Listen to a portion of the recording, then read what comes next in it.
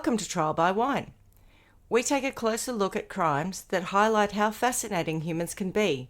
Schmitty, Swanny and Clarkey visit crimes and run them through their jury of three, debating both sides of the case to agree an appropriate, if totally fictitious, sentence. Please be advised, Trial by Wine may include explicit or disturbing content and will include drunken rambling. Listener discretion is advised. All right, how are we? Not too bad. Very well. Very well. But we're recording on a Wednesday instead of a Tuesday, which is exciting because it's hump day. It's a little bit different, isn't it? Mm. Oh, no. What happened there, Swanny?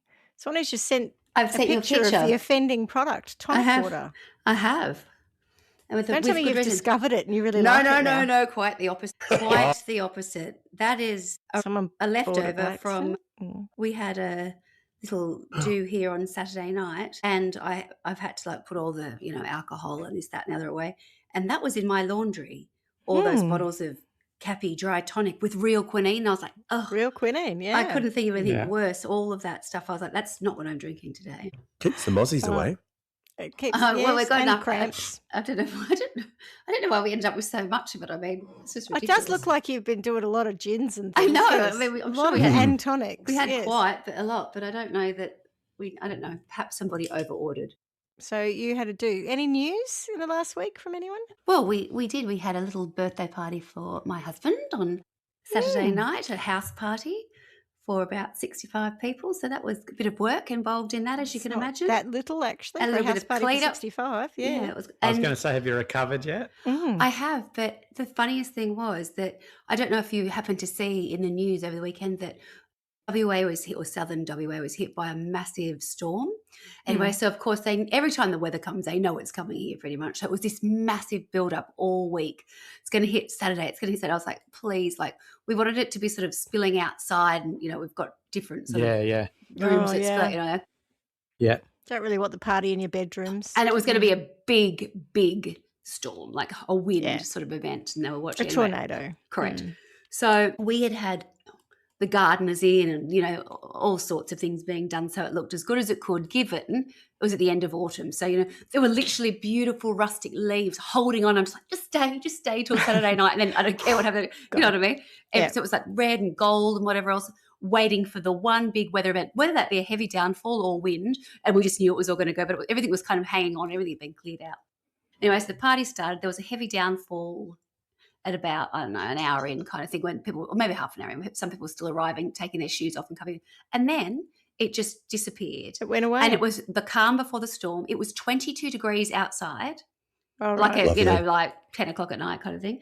And, everyone was hammered and having a great old time. And then the last people left at 2, and the storm had started coming, because to close the doors was a real effort for me, and there were big leaves sort of coming in.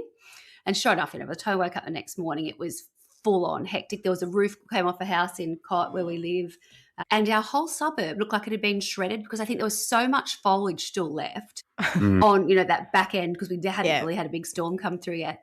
It was just, and then if you got a little bit further in, it wasn't quite so bad. I mean, there were other areas that were much worse affected than us, but we normally don't cop it too bad. But it just looked like our garden from one day was like perfection to the next. The amount of stuff we've had to drag out onto our front lawn to be taken away, like whole bits of trees have fallen down, like it's crazy. But it didn't matter once, because I kept saying, to my, my dead dad, my dead grandparents, all the people that I'd pray to, just if you can just get Hold them it in off the for a door, bit. we're okay. And then certainly if you could hold off till midnight, I'd be delighted. And so anyway, it went quite well. So that was good. Good. Yes. Excellent. And boys, any news from you? I fear not. No There's not a tornado, storms and parties?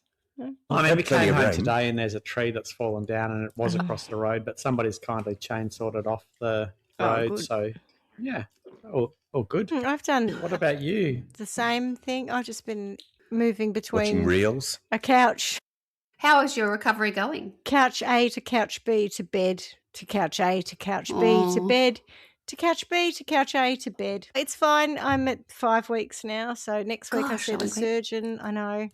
It felt at week 3 that it was never going to be over. Yeah.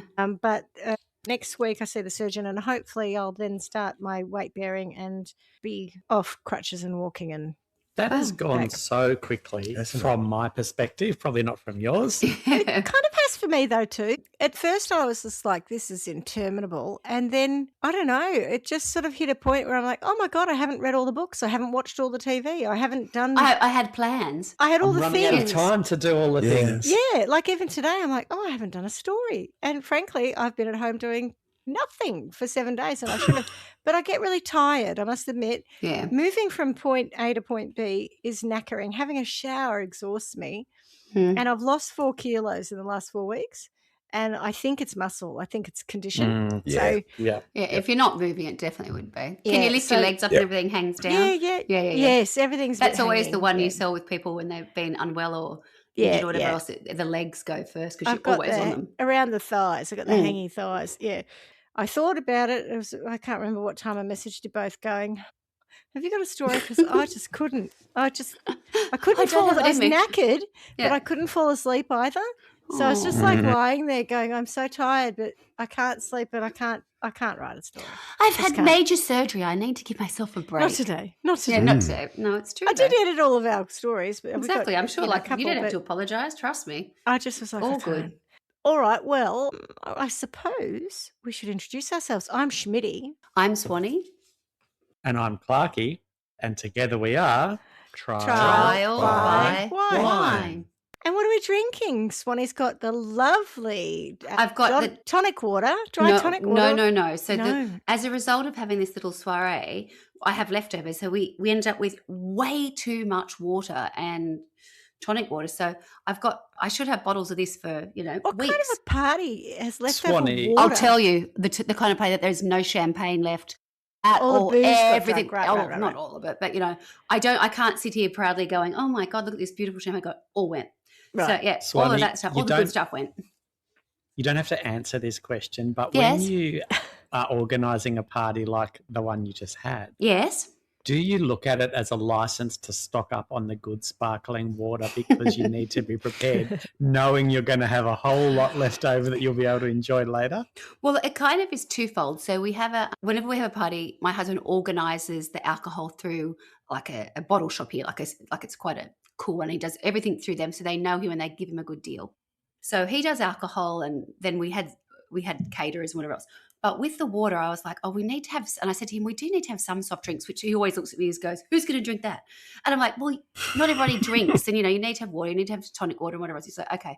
He goes, well, just tell me what you need. I went, okay. And then at the same time, I thought, I can get that from the supermarket. So I'd been stockpiling all my, how I go for, where, what is it? Not in this economy. And I get the Santa Vittoria ones, whatever else. Yep. So I was grabbing those, and I just, every time I go to the shops, I put more and more. So I had so much water. And then he said to me, do you need me to get anything? I said, you could put a couple of cases of San Pellegrino in and whatever else. I don't know how many cases arrive, but there's so much left over. Oh, you'll get through that in a couple of recordings. Yeah, absolutely. Yeah, I didn't actually have it in mind, but it turns out because I'd kind of been doubling up the other stuff as well that I, we end up with lots. That's all. It just worked out well for you. Yeah, you'll be off the leftover soda stream for a while, so that's good. Absolutely. Not even that, just the tap water and in the soda stream bottle. That's like the lowest of the low. Although people have got their eye on it, and I've noticed a couple of bottles already, at dinner where everyone's going, what do we have? A couple of bottles of sparkling. So, yeah, it won't last very long. What are you guys drinking? Boys, what have you got? We're on a Cofield Red Fusion, which is a blend, a Shiraz and a few other blends. So it's a nice lighter style red. It's quite nice. What about you, Schmitty? I'm drinking the dreaded Pepsi Max. I thought I saw the blue can turn to the back, like as some kind of in respect to me. Did it send a shiver down your spine? It was in respect. I clocked it and I thought, is that what I think it is? And I thought, at least she's bothered to turn it away from screen. Look, the other day I saw a reel of someone making their own Coke, and I nearly sent it to you, and then I thought, I'll just wind her up. I won't do it. I've told you that happened somewhere. I went recently. Yeah, you went. They make their own Coke. And they're like, why would you do that? I've just remembered where it was, but it wasn't that long. It was not a couple that of months expensive. Ago now. No, and it was a little bit of a palaver, but they made their own Coke, and they were impressed that it tasted like cola, like Coke. Yeah. The people who did it. Cola does not taste like Coke. They made a syrup. I know I'm splitting hairs. Syrup thing with it. SodaStream. No, I agree with you. Do you remember that I saw this in something where it was referencing, I think it was the 80s, not the 90s. I think it was, maybe it was the 90s. And it was a cola that they launched at Kmart or something called like Aussie Cola or something. Does that ring a bell? I bet it was foul. I don't know if I ever had it, but I remember it. So it was quite a big deal at the time. Yeah, Kmart introduced a whole range of products. Oh, the Kmart soft drinks were awful. Aussie Cola was one. Yeah, is that what it was? Yeah, but they did a really good chocolate chip biscuit at the same time. Oh, I remember that, yes. Their chocolates and their chocolate chip stuff was great, but their soft cola drinks was terrible. But the drinks landscape now compared to what it was is so different. Like if I'm often standing like at a checkout at like a little independent grocer kind of thing where people are getting their lunch and whatever else, not like a big supermarket. And I'm standing it's all kombucha and shit these days. It's Can't even kombucha find and a Diet energy Coke. drinks. Oh, and I look at them and I think, I know. look at all these brands. There's so many. Like I don't really have exposure to like young people would all the time, but I'm like, bloody hell. You know.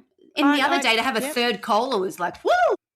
Tab, look at us. I was in one of those fancy, not supermarkets, but like fresh fruit and I know, like a gourmet kind of thing. Yeah. And they had a fridge because I was like, oh, I need a drink, and it was all like lightly sparkling bullshit. I was like, no, I just want a Pepsi or a Coke, and they didn't have it, so I didn't buy anything. I was like, I'm not paying $8 for some person's bloody soda stream with a dash of lime. Piss off. But yes, it's all a bit too fancy for me. There's a lot of that fancy stuff, isn't it? Anyway, my backup drink is just tap water in a SodaStream bottle. Yeah. I'm not on the drugs. You'll be happy to know I'm off the drugs. Oh, we're very pleased that we didn't have to have like an intervention. An intervention. No, I'm off the painkillers. I haven't required them for most of this week. Off them for medical reasons anyway. All right. So who's got a story for us? I do. I have a story this week. Excellent. Can you pull your mic nice and close to your face? Absolutely. There we go. I have to move. My vision is not great today, I have to say. And I feel like there's a globe out in here. I feel like I need a little torch. I feel like we need to get you a little music stand or something to be able to put all your papers on so that your microphone... And we could almost get you a boom for your mic. Oh, hang on. Oh, I think you did. Oh, hang on. It's in my cupboard. That's exactly what I was leading when you were saying that. I'm like, yeah, but do you think she'll use it? No, she won't. No. One day I will visit Swanny and I will set it up. I have got mine. I don't think I could cope with it, to be honest. Yes, you could. It'll just be hanging in front of your face like the BBC that I've got. BBC. Yeah. A bit of BBC. All right. Okay, so my sources today are KUTV, The Trial of Khouri Richins, Wikipedia. Straight out there, go. Yeah, I know. Courtroom Confidential, Case Files, news.com.au, Law and Crime Network, CBS Good Morning. Something else which I may have missed. That might be it. Wiki. I said Wiki interrupting. Second. Oh, sorry. Yeah. But I love Courtroom Confidential as if they're not telling you. It's not confidential.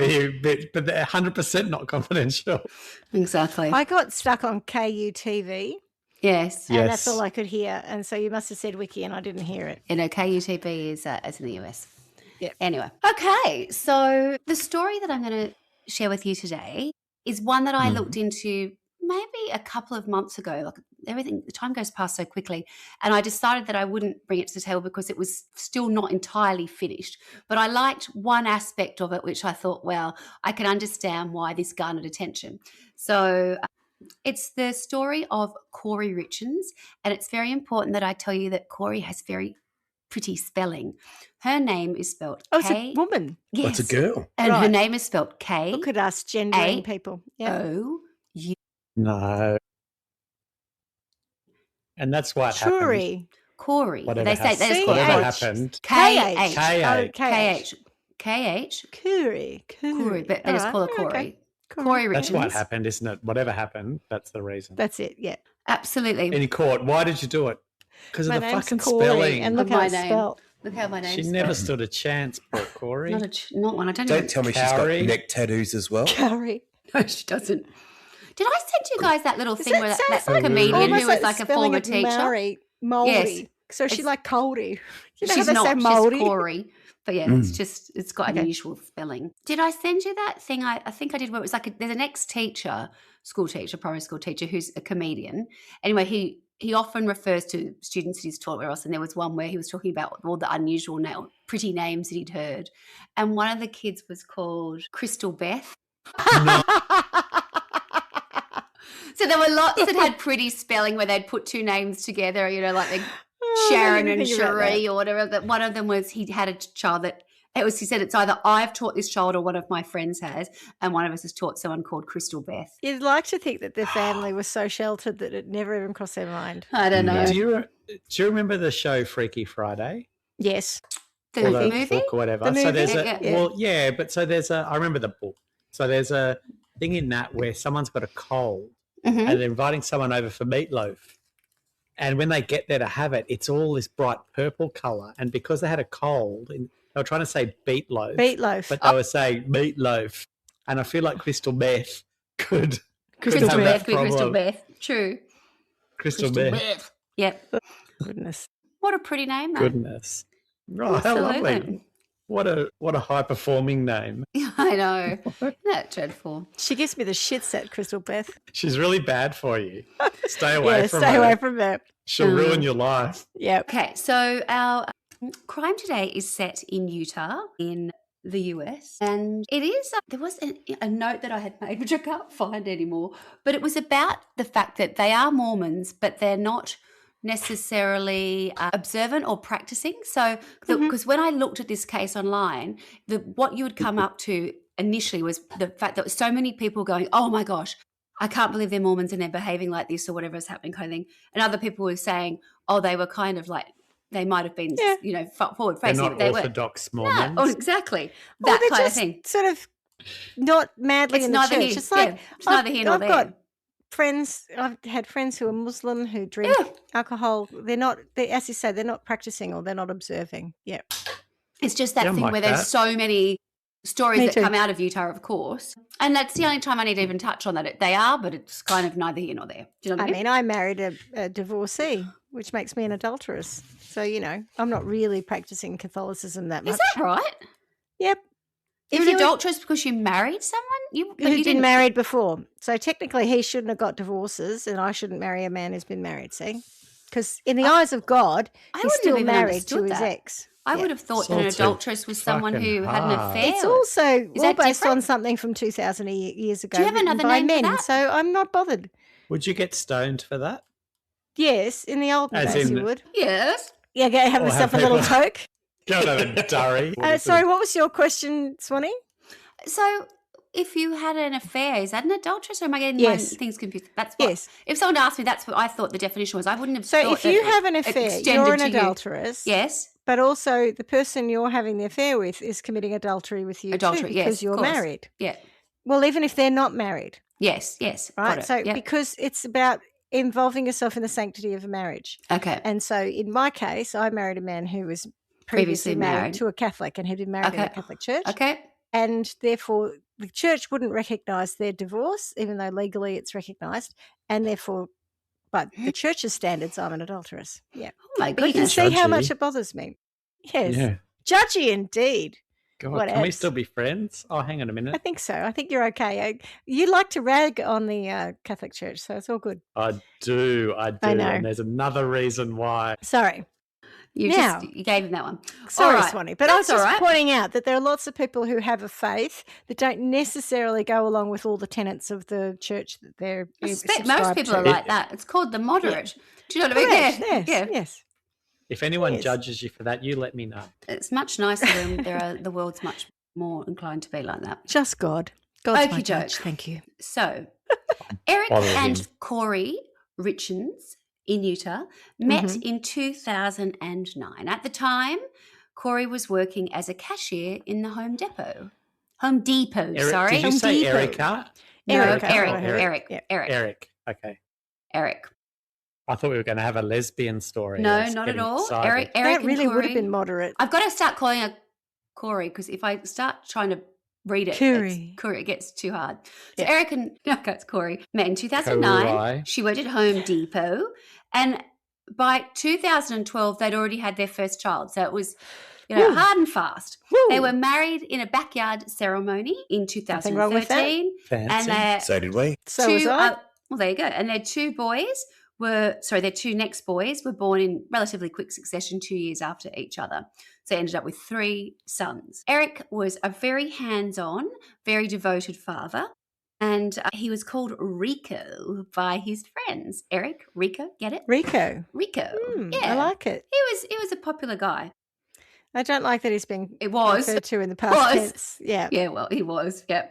He had a stone masonry business, and it was a successful. dying art.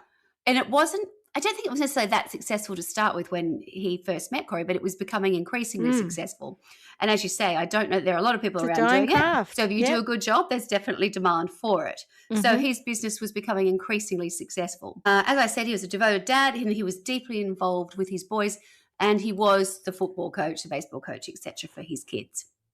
Khouri was a realtor, so she'd obviously graduated somewhat from Home Depot, and she had got that was just she was just filling in time while she was doing a license. She's she's got a license, and she worked in the real estate department at Home Depot. She was a realtor, and her dream job, if anything, was she was, kind of enamored with all of those fix it and flip kind of. Oh yeah. Do up kind of TV programs. I know exactly what we're talking about. Phase. And it's very, very big in the US. So I think it's massive. And I'm sorry, the reels I've watched for the last 5 weeks, the endless young couples, they keep carrying on about millennials and Gen whatevers, the young people not being able to buy houses. All I see are these people in America buying abandoned houses and then doing these incredibly expensive, by my standards, renovations to them. They're very impressive, and they do most of the work themselves, but they're extraordinary. I'm like, what housing crisis exactly? Exactly. And in Australia as well, by the way. But can I just tell you, it must be the Bridgerton effect, but panelling like I had in my house in England, the Georgian panelling, where you just put bits of coving on the wall. That is so in right now.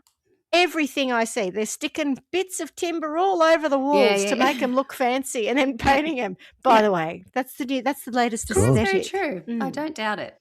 So Khouri would have been loving the reels, but yeah. Absolutely. And there are some that I've seen, certainly not recently, where I could not get over the caliber of the fit out, the size of some of these homes, but then you work out where they actually are, and they're not in it. They're in kind of nowhere. And I'm not saying that's always like that, but quite often they are. So you just go. But we've also talked about how cheap real estate in the US is, exactly. And so if you're going somewhere out and it's an abandoned house no one wants, and you spent $35,000 or $50,000 buying it, and then you spend they're abandoned. Some of them are where they've had a hoarder in there. And that person just spends all of their content is them going through the shit of the previous occupant and going, I don't know if this is worth something. Should I sell this? It's just extraordinary. Anyway, too many hours on the reels. Maybe. It happens to the best of us, trust me. Once that algorithm kicks in and it's like, we're on you just what's it called, mainlining it now. Keep it coming. But I don't comment. So you can rage me all you like, but I don't comment. No. So on the surface, the Richins were a happy family. They had a nice social network, and they were definitely sort of on an upwards trajectory. And you could see that they were going to be able to build on their success in the future, and things were going really well on the surface. However, early in the relationship, this is important to note, there had been a prenup agreement. What's going to say? Ruled up. That's what they're drawn up. Drawn is the word after. And it was done by Eric, and it was in particular. It was about how the assets would be apportioned, not so much in case of a divorce, but in case he was to die. And he was really kind of wanting to look out for his kids. And I don't know if it was at that stage he was already sort of a suspect of Khouri's financial acumen. I'm not sure. But did he have kids? No. Outside of their relationship? Kids together. But he wanted to make sure the kids would get things and not her. They got together in 2009. Correct. 2012, they'd had all of the kids by then, wasn't it? No, 2012 they had their first child. Yeah. And they got married when again? 13. Okay, and then 2 years so he had after one child and then they had the other one. Right, okay. Other two. So there's 3 boys. Other 2, yeah. 3 kids. But it's just a prenup, you know what I mean? Yes, I see what you're saying. But, in a I see, because I did say it was a timing. Yeah. It does say early in the relationship, but sometime there was an agreement made up. Well, they didn't get married. And they'd known each other for 4 years before they actually got married. So it's perfectly understandable. Actually, maybe that's just maybe it shouldn't be called misreported. That. Maybe it should just be called a nuptial agreement. Okay. I do think it came after the kids were born. It was definitely something to protect the kids and make sure that I suspect his business, when it really started honestly, to that would have been really foreshadowing if he'd done it early. A good point. That's a very good pickup, actually. No, I've read it as that, but no, I think that's actually wrong. Okay. So it was more about how the assets would be divided, so that, making sure the kids would be looked after in a way that it wasn't just about divorce. So clearly if it was divorce, yes, this is what happened, but if I'm not to be here. So as his business continues to bloom, Khouri starts to get herself into a little bit of financial, risky situations where she's not the greatest businesswoman, but she's very happy to continue to take out loans. So she's taking out loans that have incredible abandoned houses and not flipping pretty them? much. She's trying to do the fix and flip kind of thing. Right. And she's taking loans that have incredibly high interest rates, and she's doing that she's robbing Peter to pay Paul. So it's just not like bridging loans and hedge fund. Yeah. And I meant you've got to go back this is probably 2000 and this is probably, let's say, mid 2000s to late 2015. I know some people who were doing the same thing at that time. While there was still available stuff to be, People if someone's going to offer it, they'll take it. Yeah. So a bit later than what I expected, but anyway. So in 2019, Khouri opened a bank account that Eric didn't know about, although he became aware of. It was something that allowed her rolling credit, and it had allowed her to borrow tens of thousands of dollars, and there had been a forged signature, presumably his, on that. And so when this started to happen, he then started to see that there were some other anomalies where he noticed that some large sums had come out of their bank account, and then other things where there'd been loans taken out, and there were things where he had power of attorney, but he'd never signed things. So he was like, this is not good. I'm not happy. And so at that point, so this is starting in late 2019, by late 2020, so fall 2020, he goes and consults both a divorce and an estate lawyer, and he rewrites his will. And in the will, he goes so far as to create a trust for his kids. Yeah. And he puts his sister in control of She's the their executor. estate. And he also ensures that his business and his life insurance are totally out of the reach of Khouri, because he can see that she is a financial liability, and he's trying to protect his business and what he's created, irrespective of what she's gone and done out there. Was there anything else, do you know of, that, or was it just the financial, or was she a bit of a... It was just the financial at that point. Loose cannon? Because it seems like an extreme thing to do. What she's doing? No, it sounds like he's in fear of his life. Did he leave her nothing? I don't know. I don't know the answer. I don't know how it was apportioned, but the kids were definitely looked after. Yes, the kids and the family were going to end up being in charge of whatever it was. I think. Yeah, that's more which about is not to say that she was going to be made homeless or Correct. anything. A bit like the arrangement I have in my will, which is if I die, Tony gets to live in the house forever until he dies or goes somewhere else. Before the house could be sold. So you can do that, but it doesn't mean he doesn't get any of the money. Well, he does, but you know what I mean? I think that's what it was about. My whole estate's not left to him. It's the same sort of thing. Yeah. There was conflict in the marriage at this time, and there was certainly conflict around this. He did not hide that he had done this. He said, I need to do this. I need to protect the business and the kids and whatever else, and, this is what I'm doing. And it was a bumpy patch, but they were able to get past it. And it's been described as the couple reconciled, but there's no detail to how much that really rocked their world. But I suspect that, her financial strife was kind of her own doing. And instead of sort of saying, right, well, I need to go and sort things out, I don't think that was where she was at. I think she was hell-bent on, there was a couple of things that she wanted to achieve, and there were some big ticket items that she wanted to purchase, and she was going to find a way to do that. So in particular, there's a house. Yeah, it's a house. I need to describe it to you because I've seen pictures of it and it's just unbelievable, really. Here it is. She wanted to acquire, where is it? A home that was, I think, 222,000 square feet. What? It was an unfinished, 10-bedroom, monstrosity, absolute mansion, yeah. So her dream was to get this unfinished, monstrosity that was in the middle of nowhere, and she was convinced that if she could get that, and it was still worth a couple of $1 million, if she could get that, she could do that, and that was going to be her big, big win. But before all that could happen... Dreamer. You've got to find someone who wants to live in the middle of nowhere, even if you make it into a lovely got to be able to get tradies out there. God. Yeah. But anyway, so we're too practical. So as I said, so that at the end of 2020 is when he starts looking into like the rewriting of the will, etc. So 2021 is a little bit of that, and then everything's sort of settling down. However, come early 2022, in January of 2022, actually, Khouri takes out a life insurance policy. Oh, here we go, right? We know what's happening here. I just can't believe for $100,000, which really doesn't seem that much given what some of the Not things on she herself, wants. I'm guessing. No. I just don't understand how you can do it. What is that? Yeah. I don't know. Fake signature or? No, it just feels like it's such an American concept or something that's so foreign to me. I don't get it. I mean, surely insurance companies would go, I better let him know that his life is in danger. Correct. So I presume you must be correct with all these. Yeah, especially when there's more than one. Like my understanding is that she had more than one policy, with different companies. She had already forged his signature, so exactly. There might have been some fraud there's definitely in it. More, yeah. So just a month later, so February 2022, Khouri asked her housekeeper, Carmen LaBird, if she might be able to source some pain medication for her. You didn't just say come on the bird, did you? Carmen LaBird. I did sound like that. Sorry. Carmen LaBird. I think it's Hispanic. Anyway, so she makes this, request of her housekeeper.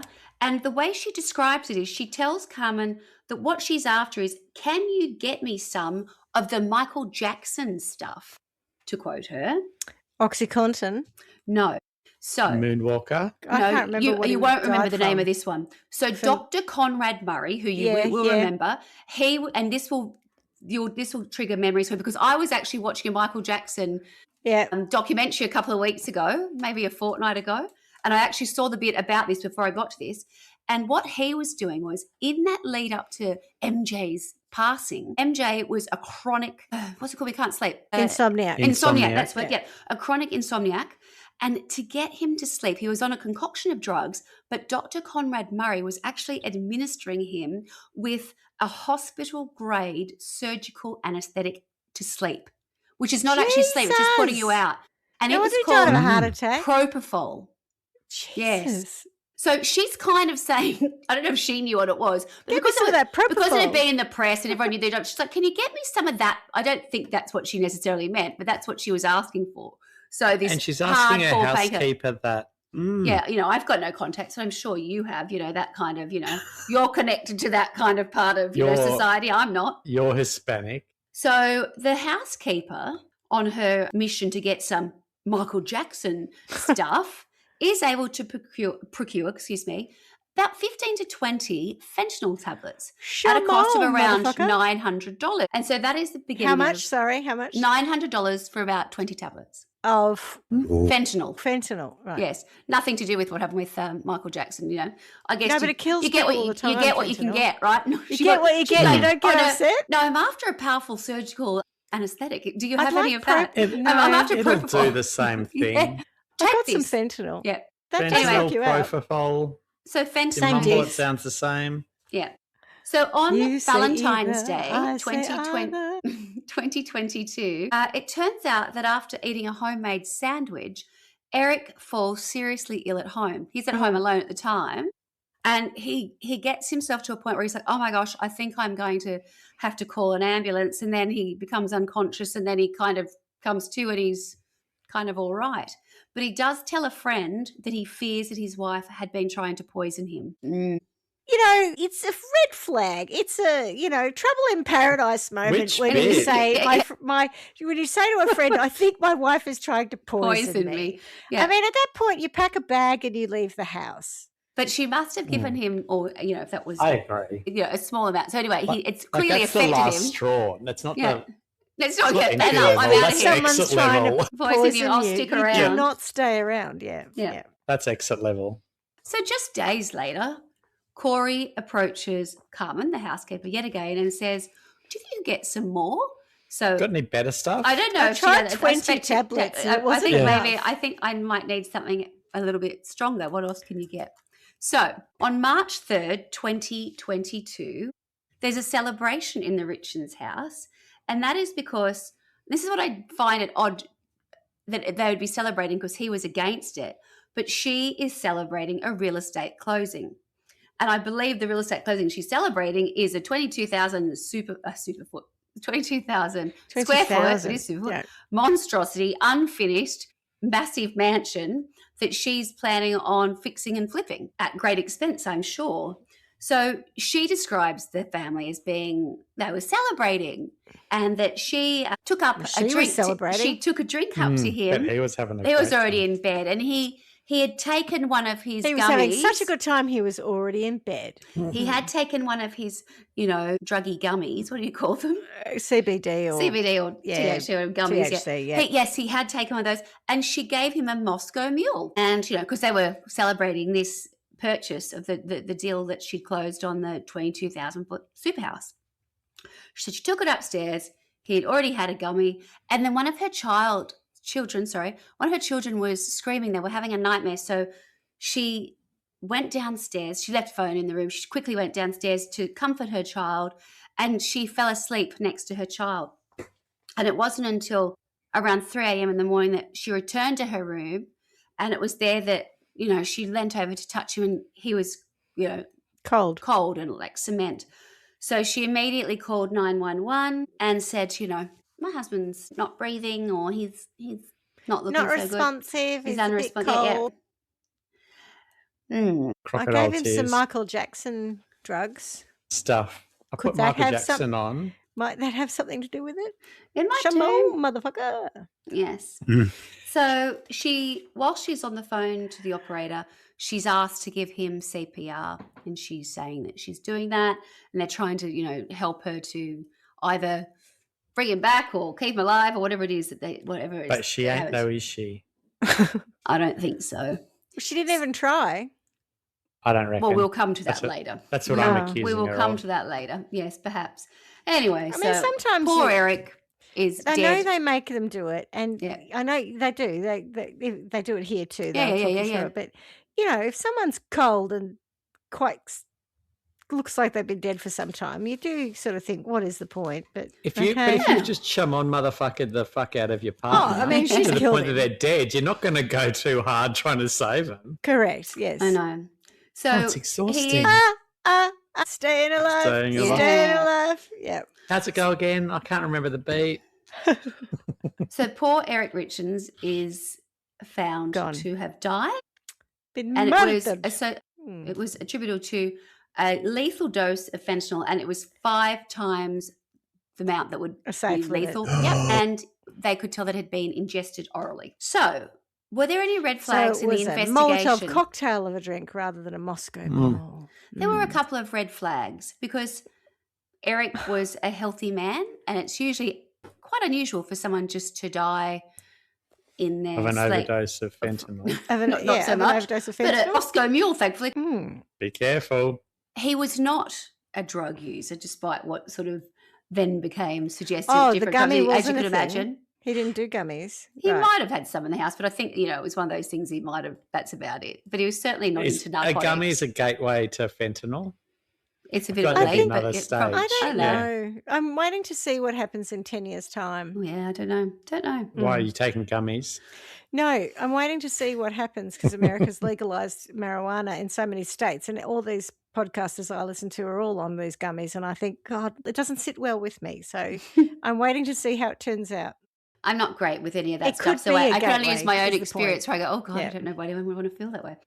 Terrifies him. But not for they can do that, like I couldn't care less, but just not for me. Okay, so if you thought they were potential red flags, I think Khouri's Google searches were a little bit perhaps what is it with these people? Number one. What learn, mind you, I just looked up, are you allowed to take out life insurance for someone without them knowing in the God, US? that won't look good. Oh, I was going to say, that won't look good. And the answer was no. Well, there you go. So she must have been fraudulent. Makes sense. Yeah. So number 1, she had searched, and this is probably many, but I'll give you 3. Can cops uncover deleted messages on an iPhone? Yes. Number 2, are you allowed inside Utah jails? No. 3, what is considered a lethal dose of fentanyl? Oh, my goodness. What was the second one? Are you allowed? Are you allowed inside Utah jails? That means can my kids come and visit me, or, can someone come see me? Gotcha. Can my family come and see me? I was going to say, you're going to get put in there. Just on the off chance I get caught for this, yeah. Also, just 3 days after his death, Khouri drilled into Eric's safe and took out $125,000 in cash. On the same day, she also had much money in cash. I know, I'm shocked. What? Eric. What? The stonemason. What? The stonemason. I'm doing all right. On the same day, she also had a violent altercation with one of Eric's sisters, which doesn't surprise me. I don't think they were fans before, and they certainly weren't as a result of his passing. I mean, if he's telling his friends that she's trying to poison him, and every chance he's telling his sisters. Trust me, if my siblings or my husband's siblings or anybody that I know, everyone was in touch going, right, well, we're going to put that person in charge, not your... You're the executor of the will in case something happens to me. To me, yeah. Correct. Oh, yeah, that sounds normal. Everything good at home? Yeah, so I don't... Sorry. Anyway, so that argument marked a year of legal conflict between Khouri and the wider Richins family. And it was mainly over access to his estate and how the trust for the kids. And, of course, who got the kids, how it was all going. Because at that time... Was his death not being treated as suspicious? Well, there were people investigating, but it was kind of business as usual to a certain extent. Yeah, until they have enough to find whatever. Yeah, okay. And anyway, Khouri was busy. Khouri was busy at that time writing her first children's book. A book about children having lost their parents and how to deal with grief. She was not. Khouri, the grieving widow, became a bereavement author, and this was her new career. And do you know one of our friends is a bereavement author? One of our friends? Is she really? Yeah, that's what she's written 10 books. She's just launching another one. She came up in the reels last night. Oh, my goodness. Yeah. I contributed to her thing as a startup that she did, I don't know, maybe 10, 15 years ago. And Feel it was always brave? yes, I contributed to that. And then she was going to schools. Oh, my goodness, I she's never still realised doing that was. it. Yeah, oh, that's fabulous. Yeah, no, it's really good. I hadn't seen her for years, and she's popped up again in socials. She's been a bit more active. She's also got a band. She looks like she's in Wellington, in New Zealand. To be clear, she's not a grieving widow. No, She's writing a book. No, it's not the same. And this is not the same person. But she was inspired after she went through a great deal of grief when she lost her mother. And so that circumstance made her think about grief for children. And then a little bit like Khouri in that state. Yeah, who'd lost her husband and the children had lost their father. Yeah. So she focused the book on loss, the loss of a father, and it was called Are You With Me? And she went on to become quite famous nationally as a result of this because it was promoted. It was a year exactly. It was March 2023 that the book was launched. And so she was on a lot of local TV programs to promote the book. And having it published sort of like a year after his death and how her and the kids had been handling things and how she was, so emotionally capable of helping her kids by just following a couple of simple things and, really sharing that advice with others and how they could help their children. It was really quite She's beautiful. A pillar. I know. But then on May 8, 2023, so 2 months later, 2 months later, Khouri was arrested for aggravated murder and 3 counts of having drugs with the intent of distribution. Whoops! Okay. On June 9th, just a month later, in 2023, Khouri countersues and creates her own lawsuit where she's trying to ascertain what assets under that nuptial agreement, let's call it, she can access. And she's trying to find out if, she can access that even though she's arrested. That's nullified. They're like, no, you'll just have to wait. You've got to go through the process. And in August of 2023, there is an announcement made which will have an impact on Khouri, which is the state of Utah announced that they will not seek the death penalty for her. It's kind of major, right? Yeah, okay. It's pretty serious, right? While she's being held in jail, in September 2023, there is a letter which becomes quite famous called the Walk the Dog letter, and it's found hidden inside a book in her jail cell, and it basically gives them evidence of her trying to tamper with witnesses. So it's a letter which is called Walk the Dog, and it's supposed to have been given to someone and people don't realise what it's about, but within this letter... It's coded. Well, it isn't. It isn't. It's basically saying to somebody, it's coaching somebody on what they need to say. And don't forget that, he had that drug issue before, and don't go in too hard, but just sort of say it offhand, but very convincing, or you've got to be thorough without being over the top. Like, it describes how you need to do this kind of stuff. Anyway, so when that's found, her defense on that is that, oh, look, I'm writing a fictional novel. That was me just writing about, that's a fictitious scenario. That has nothing to do with It's just me. Brainstorming. Reality. Absolutely. So her defence put a motion to dismiss the trial over that letter and say it will be unfair, and that is overruled because they say, hey, this case has already got such enormous publicity because she was a public figure because of the book, that really this letter is neither here nor there in the whole thing. We're going ahead. And so then on March 2024, so now we're into the next year, everything's up slightly, and they're now going for attempted aggravated murder, which harks back to the Valentine's Day sandwich. They've added that, and they've also added additional fraud allegations, which is what you were sort of alluding to. How can she have all of these things? Yeah, she's been busy. Right. So we've got the additional charges, and in the pre-trial proceedings, the prosecutors add that, the financial crime allegations, including insurance fraud and forgery. So you're bang on. The murder charges were amended and expanded, as I said, and off to trial we go.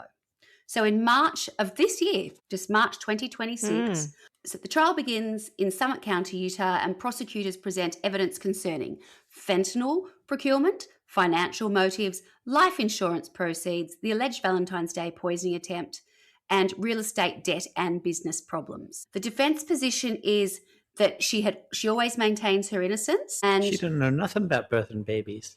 The whole defense was argued that by prosecutors that they had not conclusively proven how fentanyl had entered Eric's body. Because Carmen could have made the sandwich. Exactly. She's a housekeeper, wasn't she? Carmen the bird. Yeah. We know Carmen the bird was being asked to bring the MJ stuff. The MJ stuff, the good stuff. Weird. So by mid-March, she hasn't testified and she chooses not to. And the defense rested without calling witnesses, which really shortened the trial. You think? On March 16, 2026. Depends on how many prosecution witnesses have The called, jury deliberations lasted roughly 3 hours, which is incredibly low. And Khouri Richins was found guilty on all counts: aggravated murder, attempted aggravated murder, forgery, insurance fraud, multiple counts. Sounds like she didn't have a defence. Well, not really. It does sound like that. It was a bit weak, wasn't it? So, other than I don't know nothing about birthing babies. Yeah, fentanyl. What's that? In May, just brainstorming. That's not even that Michael Jackson stuff that I asked for, so it can't have been me. I know. Couldn't be me. I didn't ask for that. She appeared for sentencing on what would have actually been Eric's 44th birthday. And family members and the children all gave victim impact statements.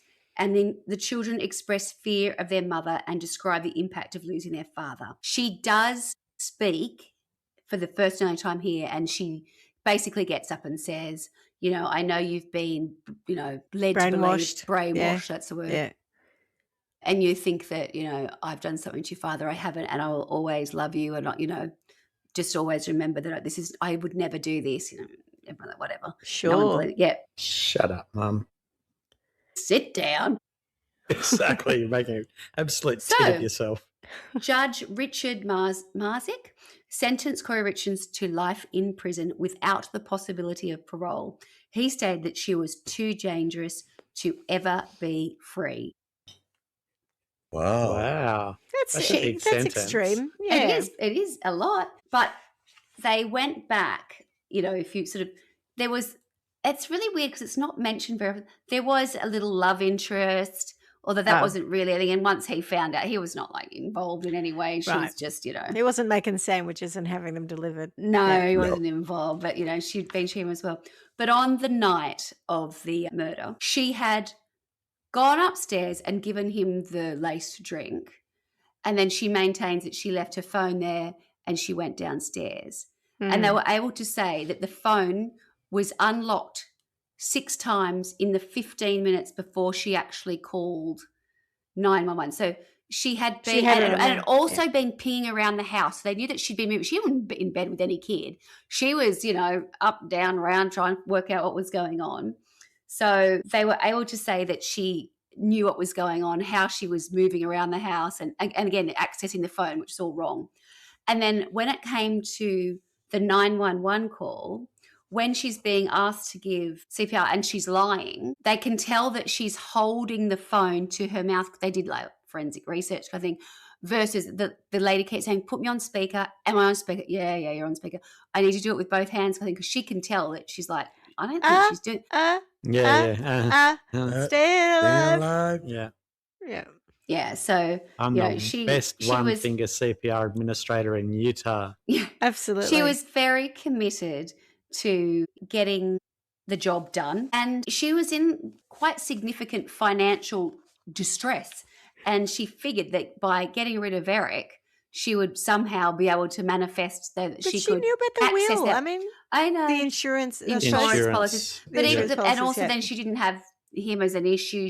The question for her was, or they were saying was she prepared to go to jail to get the money? Like, did she think she's going to get caught or not get caught? But at the end of the day, didn't care at all about the kids and what was, how that was going to impact on them. So that is the story of bereavement author who was actually a murderer, Khouri Richins. Yeah, it's extraordinary. Wow. I blame her parents for spelling her name that way. She never stood a chance. It's interesting because it's not the most interesting case. It's like kind of seen it all a number of times, really.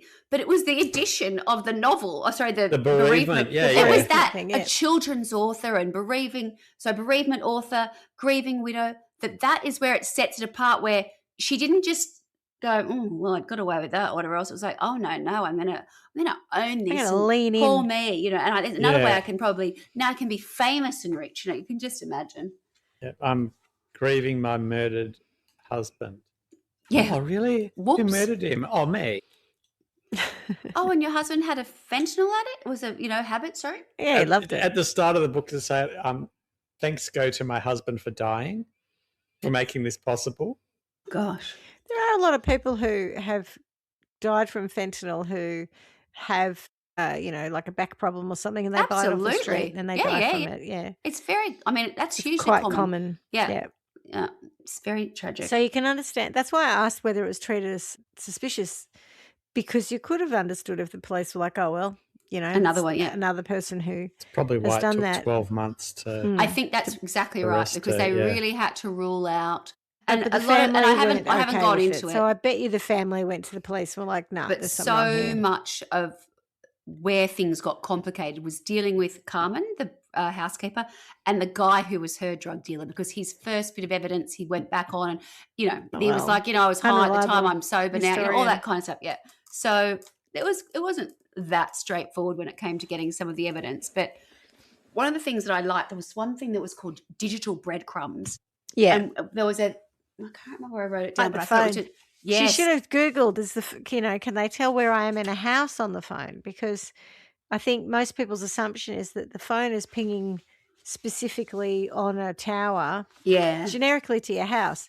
But it depends on where your house is situated, because if you've got multiple towers and you go to the back of your house, you might be pinging off a tower at the back. So that's how they could tell whether or not she was moving around. Yeah. Can't always do that. All of that, there was like hundreds of text to Carmen, there was just so much evidence when it came to all the stuff that was just slightly behind what, you could see. Yeah. It wasn't that hard to find it. And, then finding the walk the dog letter again with her going, right, well, this is how I need to sort of frame this. And, I really need you to look out for me because her family are going to be coming for me. And, I'm innocent, of course, but make sure you say this because that he did drugs that one time or whatever it was, that kind of sentiment. Yeah, there you go. Wow. Would you like to sentence anybody? I mean, we've done a few of these partner kills partner crimes, and there are lots of them. And that's the thing, right? When you say, oh, well, it's not that much interesting except that she becomes a bereavement author. So is this one called matricide, is it? Patricide? Oh, it says murder by poisoning, matricide. That's on Wikipedia. No. What's it called when you kill your husband? I thought that was more like patricide or fratricide or something. Yeah, matrimony. Well, I don't know. That's interesting. Let's see if it means both, because it's in a marriage or something. Killing husband called. Here, this is where the AFP show up on my door soon. Mariticide. Mariticide? Mariticide, yeah. Mariticide. Either way. Yes, either way. Yes. No, uxoricide is killing of one's own wife. Yeah. Matricide, spelling it differently. Matrimonial. Is chucking out your mattress? Oh, no, it's killing your mother. Matricide is killing your mother. This is different, isn't it? Mariticide. This is mariticide, yeah. Matricide is killing your mother. Look, they look very similar, in fairness. They do. They sound kind of similar. Uxoricide. It's usually that way too. It's often the husband kills the wife. Again, like we've said before, just get a divorce. Goodness me. But she couldn't because she wouldn't have any money. No, but she could have sued for 50% of everything he had. I mean, I assume it's similar. That's the laws here. Yeah. She had nothing. He couldn't get anything, but she could take 50% of everything he had. Yeah, true that. I just don't know why. I mean, it's a bit of an effort, but, you just do it. I get the impression that his family were very close and a very strong unit and worked as a team. And I imagine they'll be incredible for the kids. Like the sister spoke, I saw part of her victim statement. Still losing your parents. And she's like, you didn't care. Look these kids will grow up for pretty much their whole life without their dad now because they were so young. Yeah. I think at the time they were 9, 7 and 5 when the murder occurred. So they were little, but old enough to remember that really sweet spot where it's like they've got beautiful memories of their dad and then nothing. So unfortunately this will really screw them up, I'd imagine. Everything bad will, be remembered, retained. Oof, mum and dad losing them both is dreadful. So maybe we'll sentence her because I have seen all these abandoned houses flipping people. Maybe she just goes into this horrendous vortex of sort of trial by wine world where people buy houses and they're just an absolute white elephant. And do you remember the film with Tom Hanks in it, The Money Pit? She buys a house like that and she's in this perpetual inability to get it, like it's just falling apart. Well, maybe that could be her prison. Her prison can be the 22,000 square foot, totally unfinished mansion in the middle of nowhere. Cold. Lonely. Imagine Utah. Cold. And she's got it. She got what she wanted. Yeah. Be careful what you wish for. The ghost that haunts the house can't get out. No one visits. No one visits. Yeah. Nah. I'm all right with that. I think that's a good. I like that one. Yeah. And a few of the rooms at least are full of cat urine. Yeah. Oh. Yes. Can't get rid of the smell. Yeah. Yeah, and cat piss planted all around the house too. So if she opens the window, she just gets cat piss plant smell. Yeah. Terrible. But she doesn't actually ever see the cats because that might give her some joy. There's no cats. No, it's just the urine. Just a constant. Stench. Yeah. No making friends with the cats, thank you. Yeah. I'm all right with that. It's almost a banishing, but it's that nice psychological nut punch of giving her exactly what she was after all along. What you wished for. There you go. Yeah. Here's the mega mansion. Yeah. Good job. All right. Well, thank done. you, Swanny. I think that's the one that you did at one point. You were a bit panicked when we first came back. Yeah. And you wanted a bit more time on it. I'm lucky I did because it was before. I think it was before sentencing or something. Yeah. I think I was going to do it probably back in March would be my guess. And then, it's just happened in the last week or two. So I had pre-op. Perfect.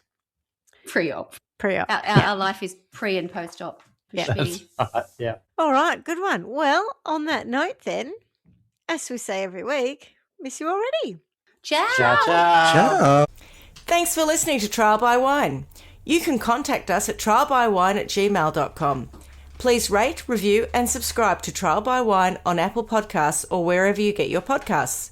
If you'd like to support us, you can become a patron at www.patreon.com, Trial by Wine, or visit our website www.trialbywine.com to donate to us. Your support will help us cover many more cases and apply wacky sentences. We really appreciate you listening and hope you tell everyone about us. Our cover art is by John Christo and music is by Beauchamp from pixabay.com.